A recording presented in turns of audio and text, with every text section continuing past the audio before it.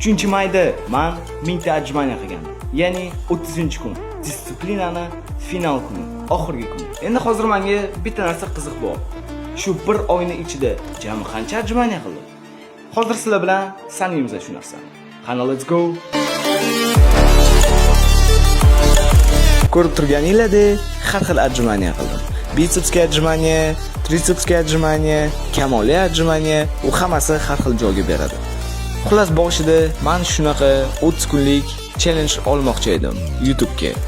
Lekin ayrim sabablarga ko'ra bunday video ola olmadim va afsuski bekorga prosta pamyat ketdi.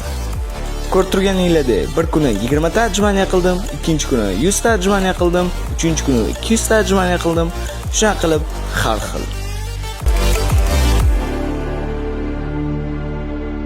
Xullas jami 6760 ta ajmaniya qilgan ekanman. Agar uni 30 kunga bo'lib olsak, kuniga taxminan shu 225 ta ajmaniya to'g'ri kelar ekan.